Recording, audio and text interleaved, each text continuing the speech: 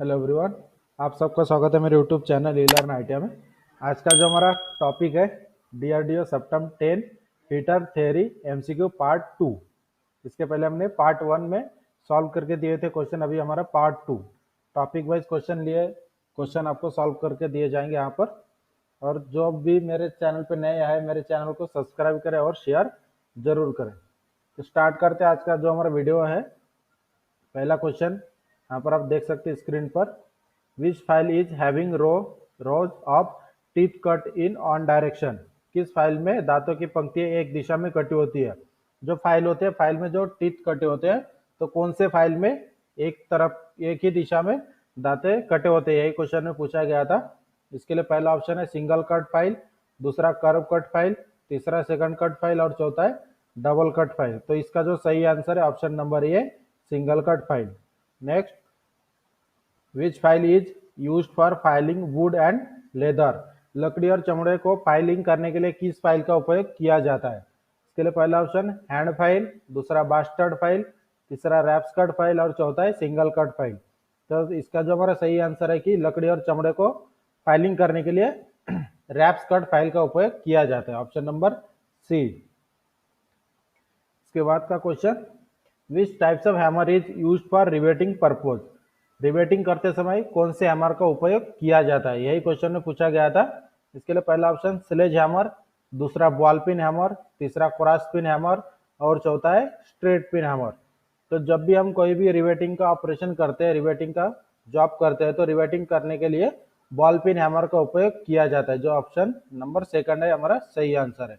Next question, what is the unit of cutting speed in drilling operation.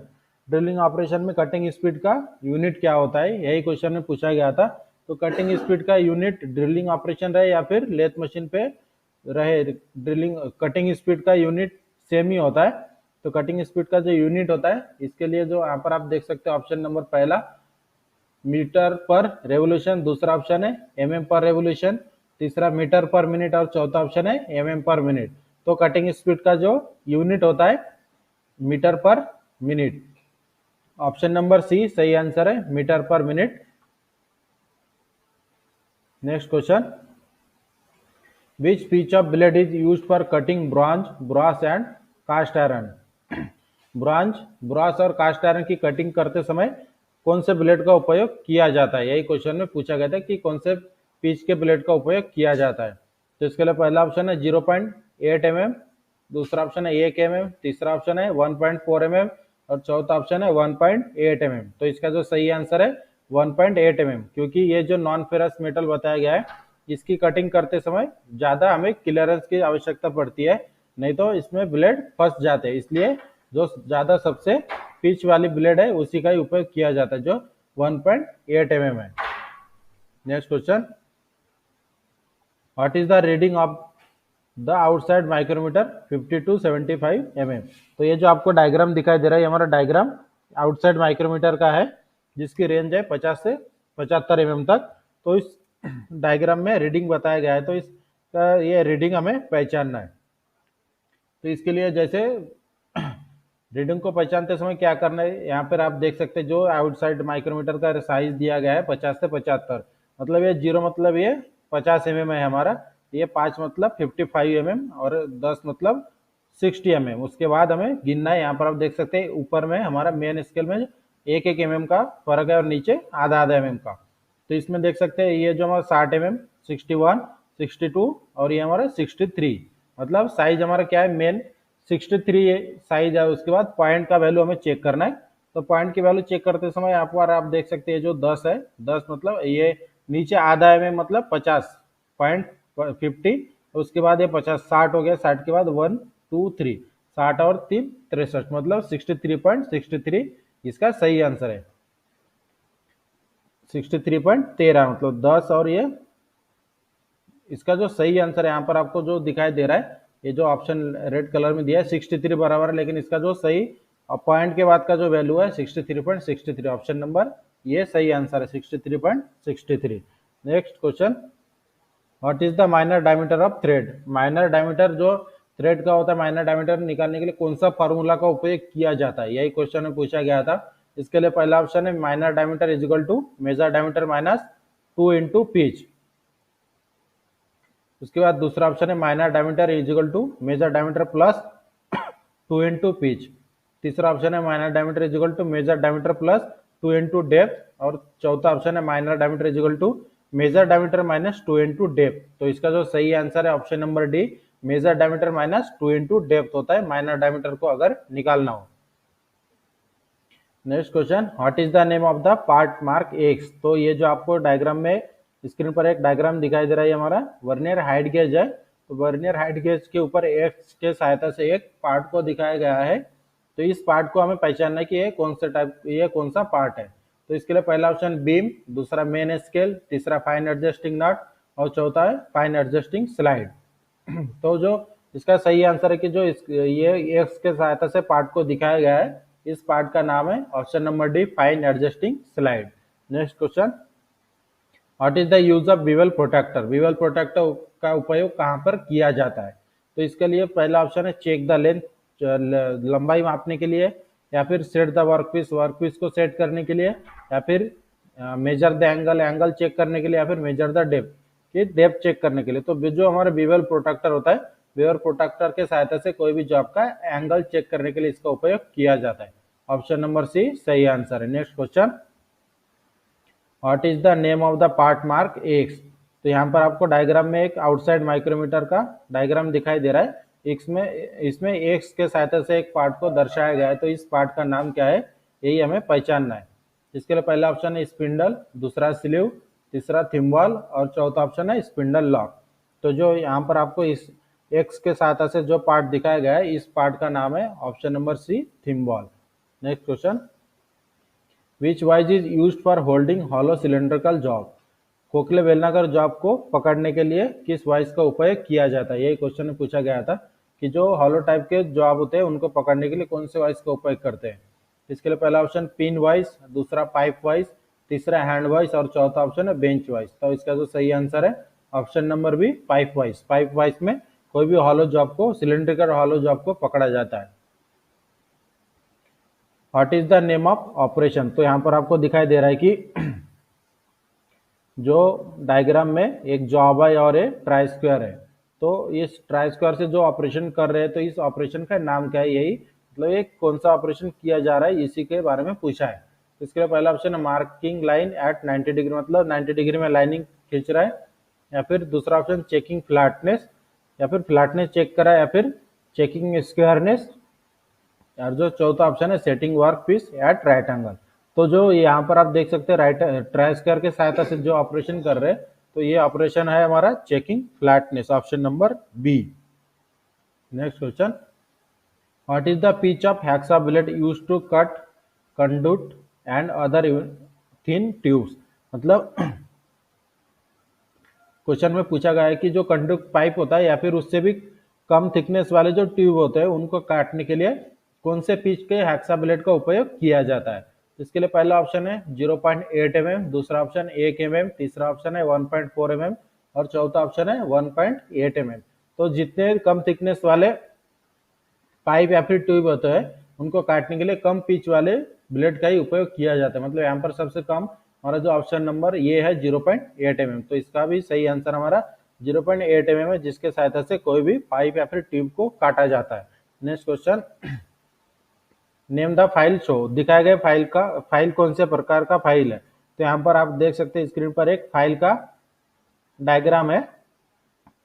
तो इस diagram में कौन से टाइप का फाइल है, यही क्वेश्चन में पूछा गया था।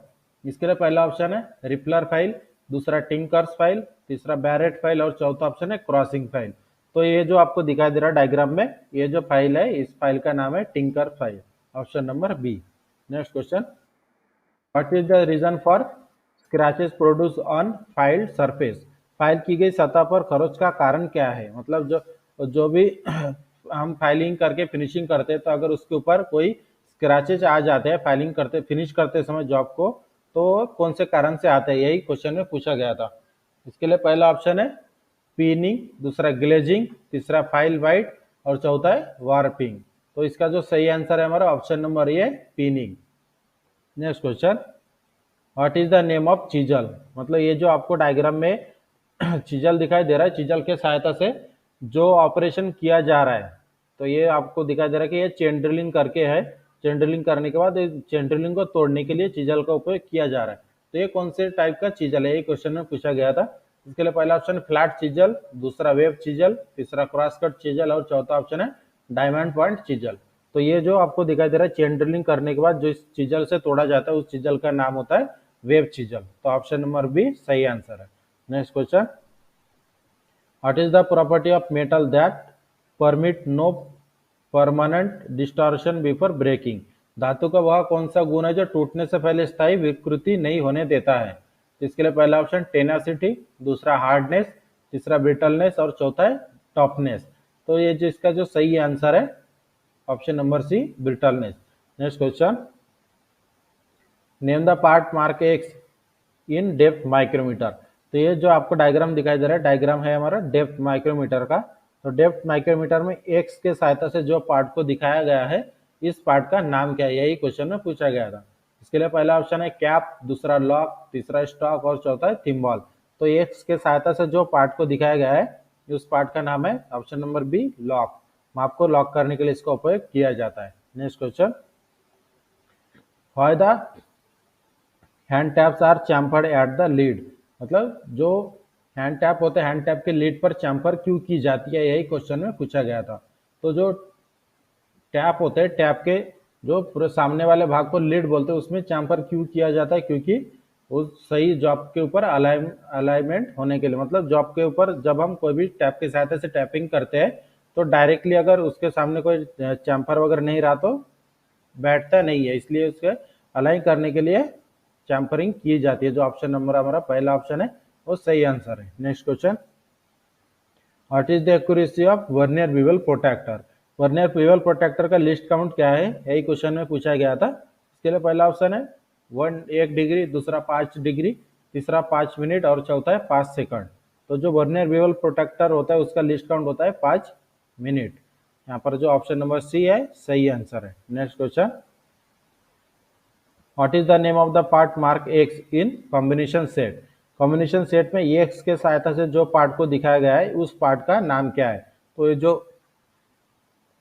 आपको डायग्राम दिखाई दे रहा है ये हमारा कॉम्बिनेशन सेट है।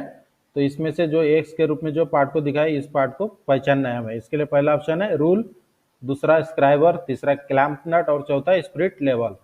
तो जो इसका यहाँ पर आप देख सकते हैं एक्स के सहायता से जो पार्ट को दिखाया गया है वो पार्ट हमारे option number B scriber. Next question, which chisel is used for cutting curve groove?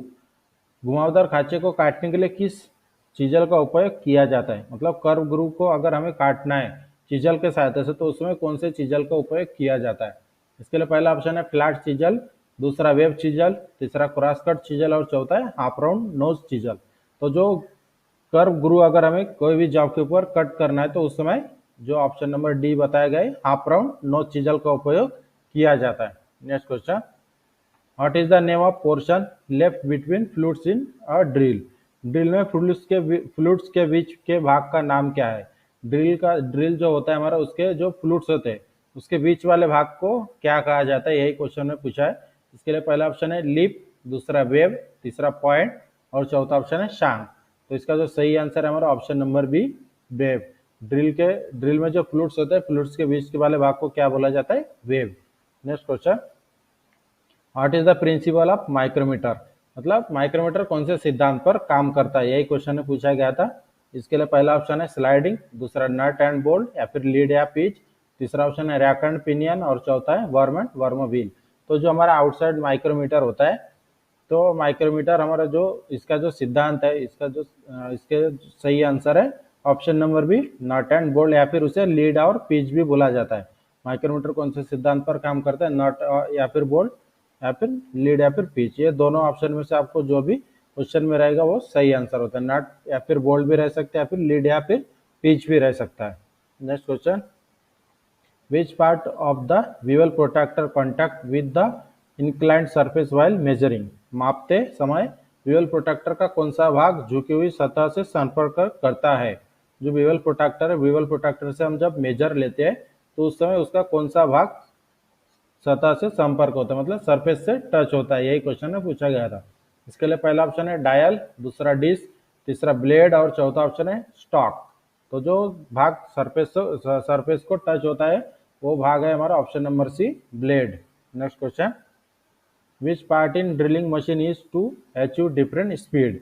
विभिन्न गति प्राप्त करने के लिए ड्रिलिंग मशीन में कौन सा भाग होता है। कि क्वेश्चन ने पूछा कि ड्रिल मशीन में अलग अलग अगर स्पीड हमें चाहिए तो उस समय कौन सा सिस्टम होना चाहिए ड्रिल मशीन में जिससे हम अलग अलग स्पीड सेट कर सके। इसके लिए पहला ऑप्शन है फ्लैट पुली, दूसरा जॉकी पुली, तीसरा स्टेप पुली और चौथा है फास्ट एंड लूज पुली। तो इसका जो सही आंसर है स्टेप पुली। जब हमें स्पीड चेंज करना होता है तो बेल्ट हम एक स्टेप से दूसरे स्टेप के ऊपर चेंज करके मशीन की स्पीड बढ़ाते या फिर कम करते हैं। Next question, what is the method of removing metal chips clogged between the teeth of file. फाइलों के दांतों के बीच बंद धातु के चिप्स को हटाने की विधि क्या है। जब हम फाइलिंग करते हैं कोई सॉफ्ट मेटल के ऊपर तो फाइल के जो टीथ होते हैं उसके बीच में चिप्स फंस जाते हैं। तो उस फंसे हुए चिप्स को निकालने के लिए किसका उपयोग किया जाता है, यही क्वेश्चन में पूछा गया है। तो इसके लिए पहला ऑप्शन है ब्रश, दूसरा वायर ब्रश, तीसरा कॉपर स्ट्रिप और चौथा है चॉक पाउडर। तो इसका जो सही आंसर है option number C, chalk copper strip. Copper strip के सहायता से चिप को हटाया जाता है। Next question, why marking tables are made of cast iron. Cast marking table जो हमारा होता है जो फिटर सेक्शन में हर एक जॉब के करते समय जब हम मार्किंग करते हैं तो उस मार्किंग टेबल कास्ट आयरन से क्यों बनी हुई होती है, यही क्वेश्चन में पूछा गया था। इसके लिए पहला ऑप्शन है सेल्फ लुब्रिकेटिंग, दूसरा मेक मोर रिजिडिटी, दूसरा मेंटेन द एक्यूरेसी और चौथा ऑप्शन है प्रिवेंट थर्मल एक्सपांशन। तो जो हमारा मार्किंग टेबल होता है, मार्किंग टेबल कास्ट आयरन से बने होने का कारण होता है क्योंकि कास्ट आयरन एक ऐसा मेटल है जो सेल्फ लुब्रिकेटेड होते हैं। तो इसका भी सही आंसर है हमारा option number A, self lubricating. Next option, next question, what is the name of micrometer. तो यहाँ पर आपको स्क्रीन पर एक डायग्राम दिखाई दे रहा है। तो ये कौन सा मेजरिंग इंस्ट्रूमेंट है, इसी को हमें पहचानना है। तो इसके लिए पहला ऑप्शन डेप्थ माइक्रोमीटर, दूसरा इनसाइड माइक्रोमीटर, तीसरा वर्नियर माइक्रोमीटर और चौथा आउटसाइड माइक्रोमीटर। तो यहाँ पर आपको दिखाई दे रहा है कि जो डायग्राम दिखाई दे रहा है ये हमारा है option number A, depth micrometer. Next question, which drilling machine the spindle head is moved towards और अवे फ्रॉम द कॉलम। कौन सी ड्रिलिंग मशीन स्पिंडल हेड है कॉलम की ओर या उससे दूर किया जा सकता है। मतलब कौन सी ड्रिलिंग मशीन है जिसकी स्पिंडल हेड को कॉलम से दूर, कॉलम के पास या फिर कॉलम से दूर किया जा सकता है। इसके लिए पहला ऑप्शन है व्हीलर ड्रिलिंग मशीन, दूसरा गैंग ड्रिल मशीन, तीसरा रेडियल ड्रिल मशीन और चौथा ऑप्शन है सेंसिटिव बेंच ड्रिलिंग मशीन। तो जो हमारे क्वेश्चन में पूछा गया था उसका जो सही आंसर है option number C, radial drilling machine. Radial drill machine के स्पिंडल हेड को हम कॉलम के पास भी ले जा सकते हैं या फिर उससे दूर भी ले जा सकते हैं। एज पर वर्क के रिक्वायरमेंट के हिसाब से हमें कहीं पे भी एडजस्ट कर सकते हैं। इस तरह से हमने 30 क्वेश्चन आपको सॉल्व करके दिया है। इसके बाद भी आपको पार्ट 3 पार्ट 4 पूरे जितने भी टॉपिक है टॉपिक के हर मेन क्वेश्चन को आपको सॉल्व करके दिए जाएंगे एमसीक्यू के तौर पर। और वीडियो हमारी अच्छी लगी तो हमारे चैनल को सब्सक्राइब करें और शेयर जरूर करें।